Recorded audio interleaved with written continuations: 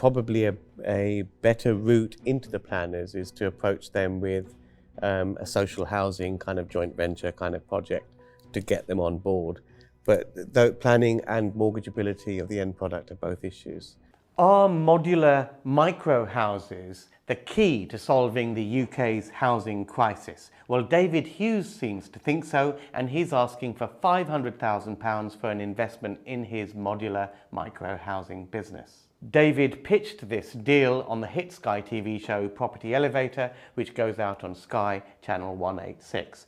Now, Property Elevator is, of course, a Dragon's Den style pitch show where budding property entrepreneurs come along and they face us property angels, and they're looking for funding for their next property project.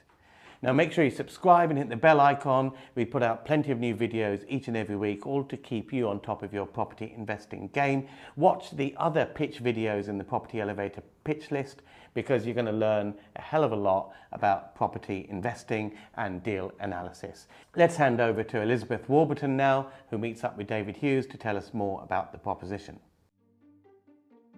Hi David, welcome to Property Elevator. Thank you. And so tell me a little bit then about the deal that you've brought for our angels today. We are trying to launch in different phases the Elon Musk experience in terms of small houses.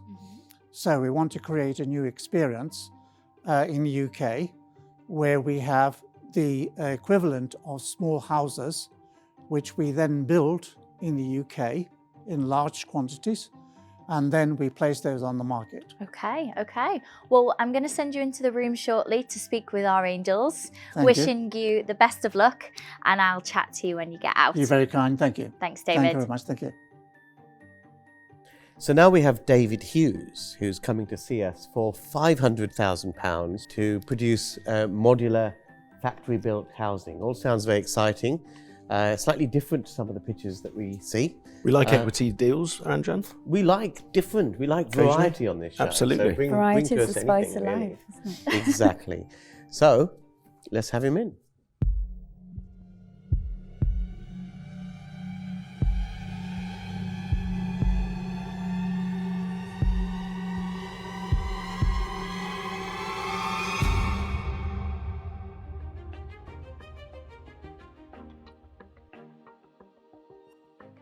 I'm David. I have, for the past 3 years, have been researching affordable housing for the United Kingdom. And I think you'll find the proposition which I'm going to present to you much to your both delight and surprise, because we have conditions in the market globally which require an urgent alternative to housing. The proposal I am about to make to you should generate approximately between 1,000 to 2,000 inquiries for the purchase of our houses.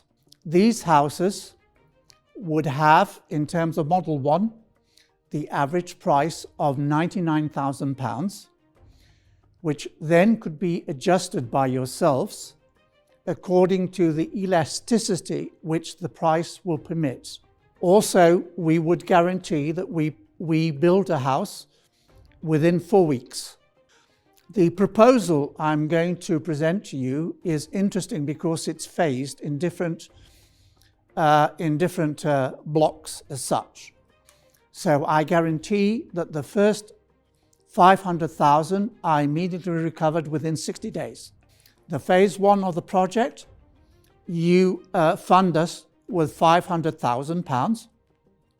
From there, we buy a plot of land in Nottingham, and we build 4 houses onto that plot of land, and that is repayment to your investment. So you become proprietor of the houses and the plot of land. And then from there, we start generating the promotional buzz across the United Kingdom, and even with the potential to export the house. I have a question about the build costs. How big are these units? About 64 square meters in total. So they have a living room, a bathroom, a bedroom, and a kitchen, of course. Okay, so that works out of what, £170 a square foot or something to build there or thereabouts? Yes, that's correct, yes. So it's not that much of a saving from traditional construction. Yeah, so we have a calculated cost of £99,000 for the one bedroom. I can build that in bricks for £100,000 or there or thereabouts. I appreciate that. However, we still have Or is the time factor that is the differentiating factor? Yeah, I mean, this goes Not up in necessarily was it cost, 4 it's weeks, time. you said? Yeah, so Okay. The advantage is that currently there's enormous difficulty in sourcing labour. So you can have the most ambitious project in terms of bricks and mortar, but it might not be feasible because you don't have your bricklayers, you don't have your personnel and your staff. No, which, that's a eventually will be that's a fundamental. very fair point. I mean, you've talked about one-bedroom houses. Are there any other types of houses? I mean, more bedrooms, basically. With your approval and involvement, we would move into a deluxe, a larger house, and we will start designing a deluxe besides the one bedroom, which we have currently. Have you thought about how people are going to buy with the properties being non-standard construction and from a lending point of view for your target audience? We believe that the demand will be huge. Before we had achieved those standards, I would not expect you to release any money before you had all those guarantees. That's why we are creating the showroom, which is a property in Nottingham with the 4 houses.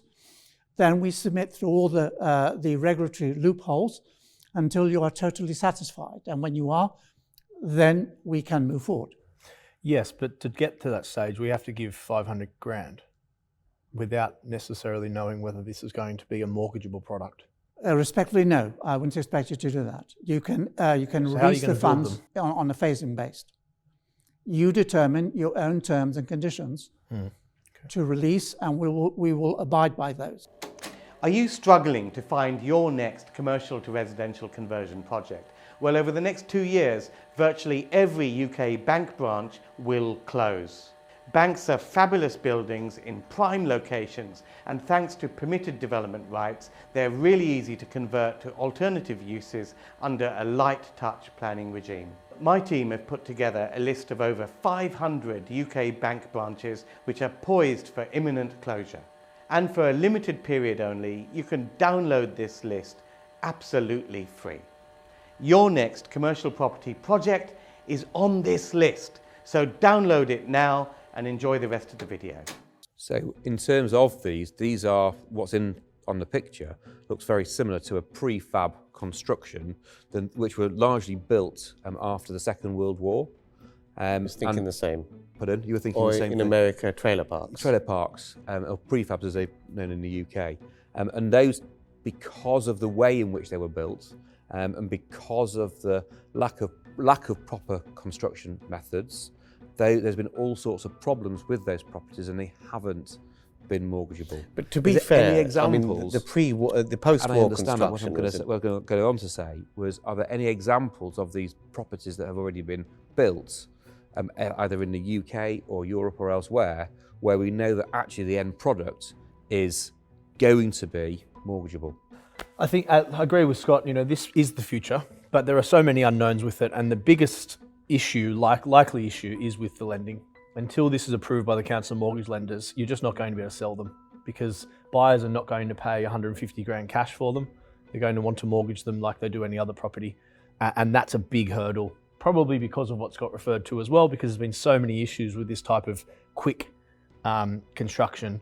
I'm also concerned that it's not cheaper, and it should be cheaper. So for me, I'm out. To add to that, I agree with Paul, but I also think planning is an issue, and getting the planners on board with this sort of thing. And probably a better route into the planners is to approach them with a social housing kind of joint venture kind of project to get them on board. But though planning and mortgageability of the end product are both issues. And I'm not sure what I can add to this, so it's not quite my bag. It's not for me. Thank you. Great pitch.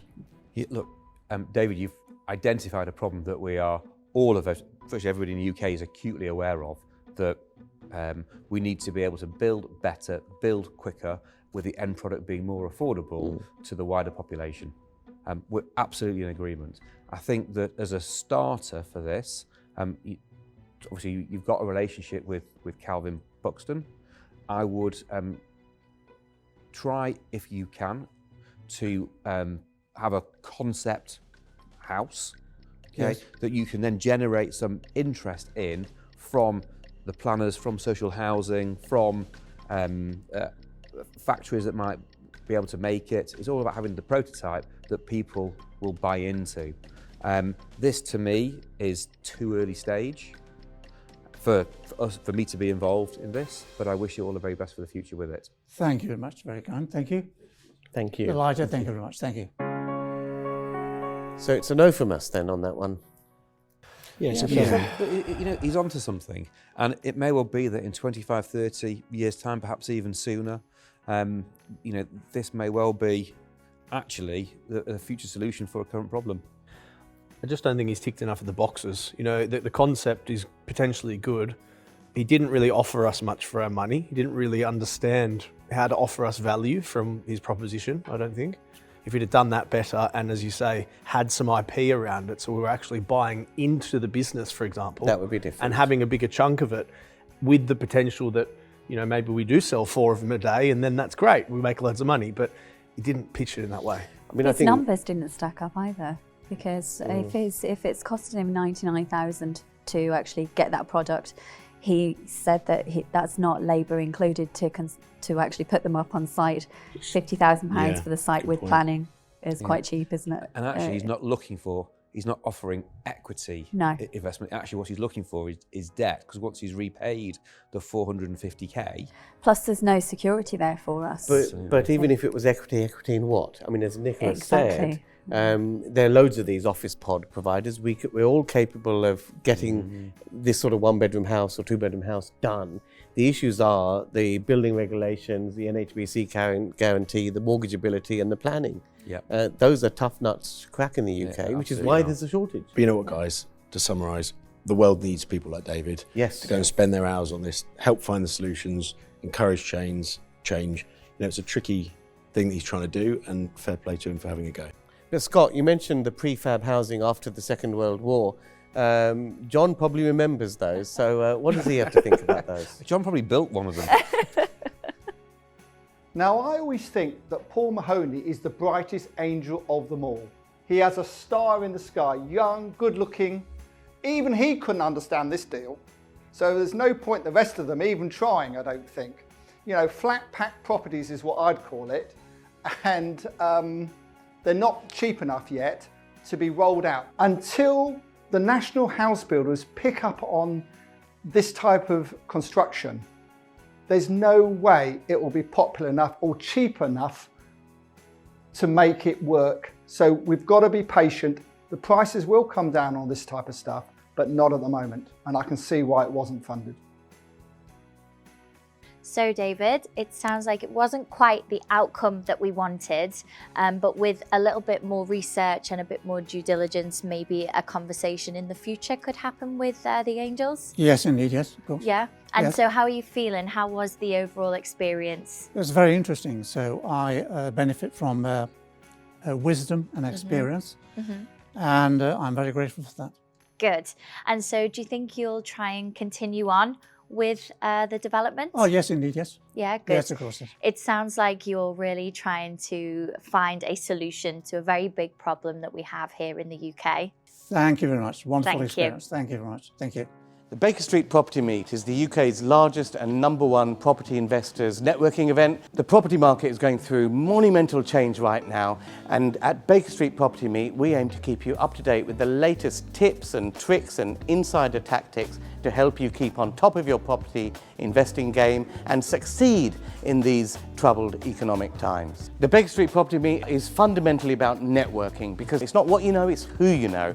And at Baker Street, we aim to connect you with the people to make your property journey a monumental success. There's no better place to be to further your property investment journey than the Baker Street Property Meet. So make sure you're here, you're connecting with myself and Andrew Roberts, our expert guest speakers and 300 passionate property people each and every month. See you at the next meet. Get your spot at bakerstreetpropertymeet.com.